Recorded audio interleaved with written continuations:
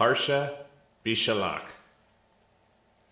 After Pharaoh had let the people go, God did not lead them along the road to the land of the Philistines, although that was nearby.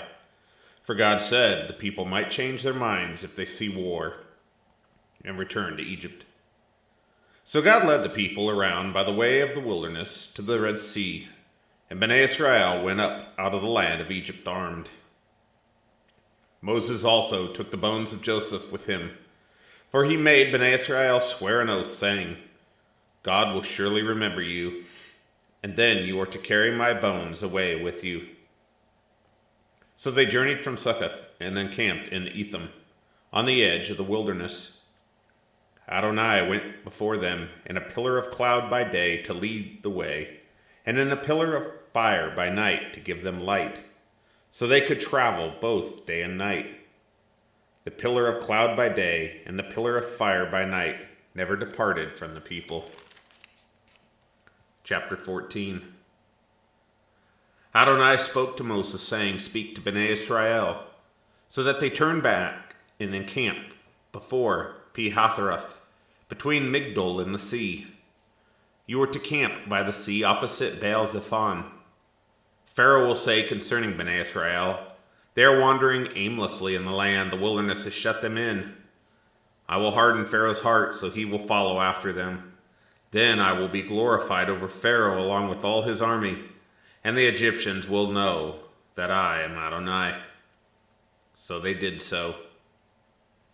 When the king of Egypt was told that the people had fled, Pharaoh and his servants had a change of heart toward the people, and they said, What is this we have done that we let Israel go from serving us? So he prepared his chariots and took his people with him. He took 600 of the finest chariots, along with all other chariots of Egypt, and captains over them.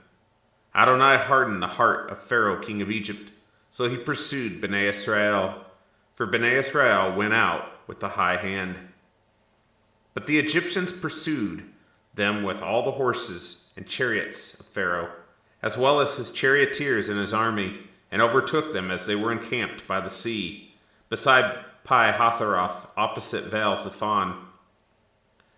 And when Pharaoh drew near, Bnei Israel lifted up their eyes, and behold, the Egyptians were marching after them. So they were terrified, and Bnei Israel cried out to Adonai. They said to Moses, Have you taken us away to die in the wilderness because there were no graves in Egypt? Why have you dealt this way with us to bring us out of Egypt? Did we not say to you in Egypt, Let us alone, so that we may serve the Egyptians? It was better for us to serve the Egyptians than to die in the wilderness. But Moses said to the people, Don't be afraid. Stand still and see the salvation of Adonai, which he will perform for you today. You have seen the Egyptians today, but you will never see them again ever. Adonai will fight for you, while you hold your peace. Then Adonai said to Moses, Why are you crying to me? Tell Bnei Israel, Go forward. Lift up your staff, stretch out your hand over the sea and divide it. Then Bnei Israel will go into the midst of the sea upon dry ground. Then behold, I will harden the hearts of the Egyptians, and they will go in after them, so that I will be glorified over Pharaoh and all his army, his chariots and his horsemen. Then the Egyptians will know that I am Adonai, when I have been glorified over Pharaoh, his chariots, and his horsemen. Then the angel of God, who went before the camp of Israel, moved and went behind them. Also the pillar of cloud moved from in front and stood behind them. And so came between the camp of Egypt and the camp of Israel. There was the cloud and the darkness over here, yet it gave light by night over there. Neither one came near the other all night long. Then Moses stretched out his hand over the sea. Adonai drove the sea back with a strong east wind throughout the night and turned the sea to dry land. So the waters were divided. Then Bnei Israel went into the midst of the sea upon dry ground, while the waters were like walls to them on their left and on their right. But the Egyptians pursued and went in after them into the midst of the sea, all Pharaoh's horses, his chariots, and his horsemen. Now it came about during the morning watch that Adonai looked upon the army of the Egyptians through the pillar of fire and cloud and caused the army of the Egyptians to panic. He took off their chariot wheels and caused them to drive heavily, so that the Egyptians said, "Get away from the presence of Israel, for Adonai fights for them against the Egyptians." Then Adonai said unto Moses, "Stretch out your hand over the sea, so that the waters come back upon the Egyptians over their chariots and their horsemen." So Moses stretched his hand out over the waters, and the sea returned to its strength at the break of dawn. The Egyptians were fleeing from it, but Adonai overthrew them in the midst of the sea. The waters returned and covered the chariots, the horsemen, and the entire army of Pharaoh that went in after them into the sea. Not one of them remained. But Bnei Israel had walked on dry land in the midst of the sea, and the waters were like walls to them on their right hand and on their left. So Adonai saved Israel that day out of the hand of the Egyptians, and Israel saw the Egyptians dead on the seashore. When Israel saw the great work that Adonai did over the Egyptians, the people feared Adonai, and they believed in Adonai and in his servant Moses. Chapter 15. Then Moses and Bnei Israel sang this song to Adonai. "I will sing to Adonai, for he is highly exalted. The horse and its rider he has thrown into the sea. Adonai is my strength and song, and he has become my salvation. This is my God, and I will glorify him, my father's God, and I will exalt him. Adonai is a warrior, Adonai is his name. Pharaoh's chariots and his army he has hurled into the sea, and his chosen captives have sunk into the Red Sea. The depths cover them, they sank to the depths like a stone. Your right hand, Adonai, is glorious in power. Your right hand, Adonai, dashes the enemy to pieces. In the greatness of your excellency, you overthrow those who resist you. You send forth your wrath, it consumes them as stubble. With the blast of your nostrils, the waters piled up. The flood stood upright as a heap. The deeps became firm ground in the heart of the sea. The enemy said, I'll pursue, I will overtake, and I will divide the spoil. My lust shall gorge on them. I will draw my sword, and my hand will destroy them. You blew with your wind, the sea covered them. They sank like lead in mighty waters. Who is like you, Adonai, among the gods? Who is like you, glorious in holiness, awesome in praises, doing wonders? You stretched out your right hand, and the earth swallowed them, and in your loving kindness led the people you have redeemed. You guided them in your strength to your holy habitation. When the peoples hear, they will tremble. Anguish will seize the inhabitants of Philistia. Then the chiefs of Edom are terrified. Trembling grips Moab's mighty men. All of Canaan's inhabitants will melt away. Terror and dread will fall on them. By the greatness of your arm they become still as stone, till your people cross over, Adonai, till the people whom you purchase cross over. You bring them in and plant them in the mountain of your inheritance, the place, Adonai, that you have made for yourself to dwell in, the sanctuary, Adonai, which your hands have prepared. Adonai will reign forever and ever. For Pharaoh's horses with his chariots, with his horsemen went into the sea, but Adonai brought the waters to the sea back over them. Yet Bnei Israel walked in the midst of the sea upon dry ground. Then Miriam the prophetess, Aaron's sister, took a tambourine in her hand, and all the women went out after her with tambourines and with dancing, as Miriam sang to them, Sing to Adonai, for he is highly exalted. The horse and his rider he has thrown to the sea. Then Moses led Israel onward from the sea, and they went out into the wilderness of Shur. But they traveled 3 days in the wilderness and found no water. And when they came to Marah, they could not drink from the waters because they were bitter. On account of this, it was called Marah.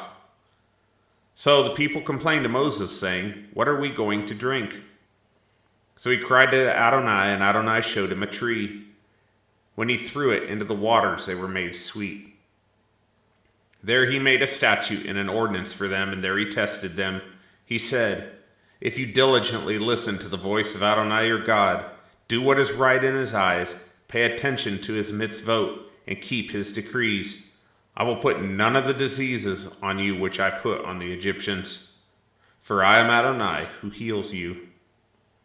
Then they came to Elim, where there were 12 springs of water and 70 palm trees.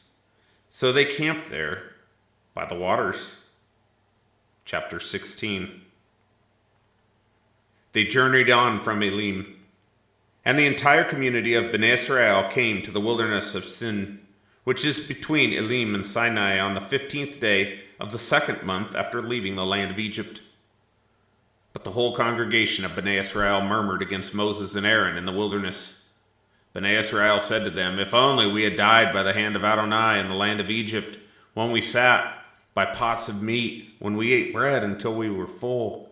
But you have brought us into the wilderness to kill this entire congregation with hunger." Then Adonai said to Moses, "Behold, I will rain bread from heaven for you.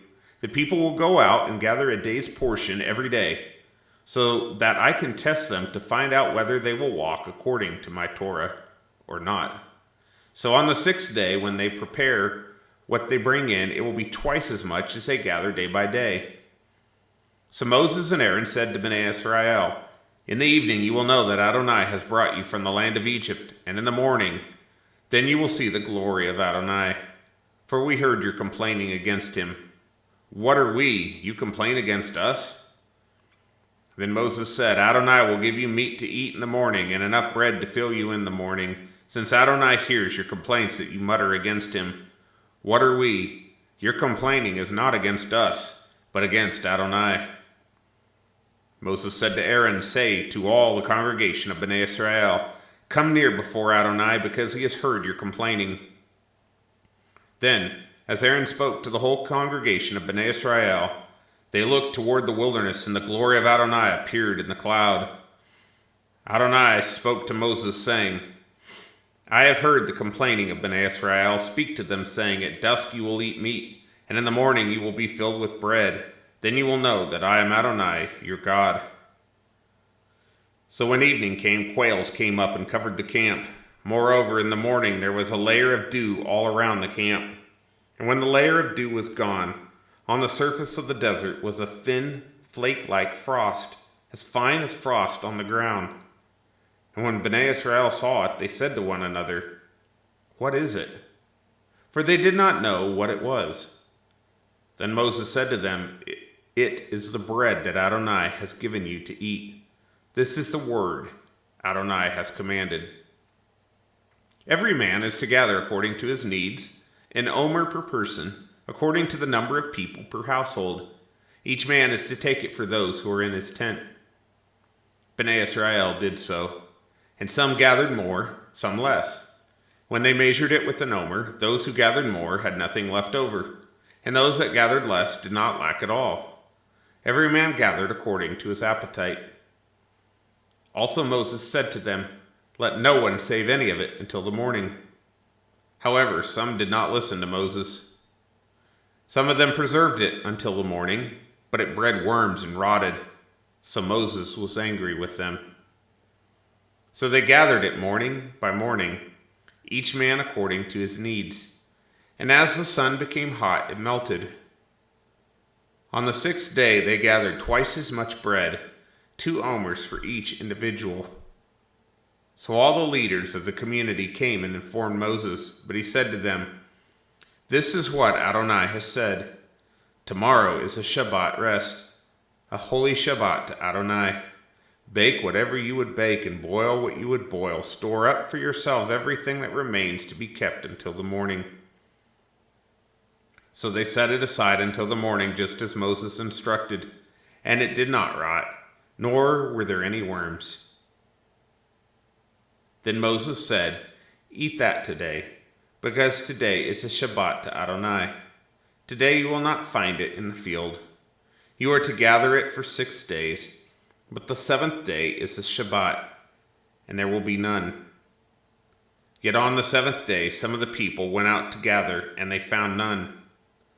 Adonai said to Moses, "How long will you refuse to keep my mitzvot and my Torah? See, Adonai has given you the Shabbat.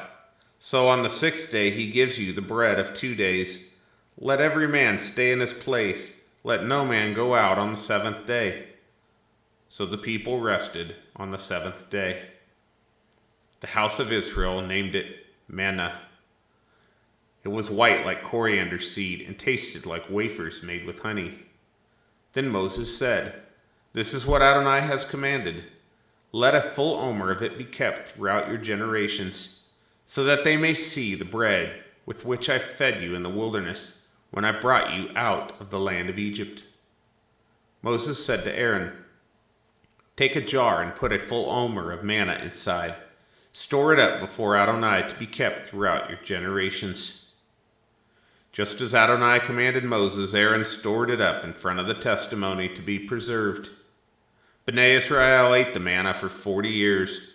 They ate manna until they came to an inhabited land, when they came to the borders of the land of Canaan. Now an omer is the 10th part of an ephah. Chapter 17. All the congregation of Bnei Israel journeyed from the wilderness of Sin in stages. According to the command of Adonai, encamped in Rephidim, but there was no water for the people to drink. So the people quarreled with Moses and said, "Give us water to drink." And Moses said to them, "Why do you quarrel with me? Why do you test Adonai?" But the people thirsted for water there, and they complained against Moses and said, "Why have you brought us up out of Egypt, to kill us with thirst along with our children and cattle?" So Moses cried out to Adonai, saying, "What am I to do for these people? They are about ready to stone me." Adonai said to Moses, "Walk before the people, and take of the elders of Israel with you, along with your staff with which you struck the river. Take it in your hand and go. Behold, I will stand before you there upon the rock in Horeb. You are to strike the rock, and water will come out of it, so that the people can drink." Then Moses did just so in the eyes of the elders of Israel. And the name of that place was called Massah and Meribah, because of the quarreling of Bnei Israel, and because they tested Adonai, saying, "Is Adonai among us or not?" Then the Amalekites came and fought with Israel at Rephidim. Moses said to Joshua, "Choose men, go out and fight the Amalekites. Tomorrow I will stand on the top of the hill with the staff of God in my hand." So Joshua did as Moses said, and fought the Amalekites, while Moses, Aaron, and Hur went to the top of the hill. When Moses held up his hand, Israel prevailed. But when he let down his hand, the Amalekites prevailed. Moses' hands grew heavy, so they took a stone, put it under him, and he sat down. Aaron and Hur held up his hands, one on each side, so his hands were steady until the sun went down. So Joshua overpowered the Amalekites and his army with the edge of the sword. Adonai said to Moses, "Write this for a memorial in the book, and rehearse it in the hearing of Joshua, for I will utterly blot out the memory of the Amalekites from under heaven."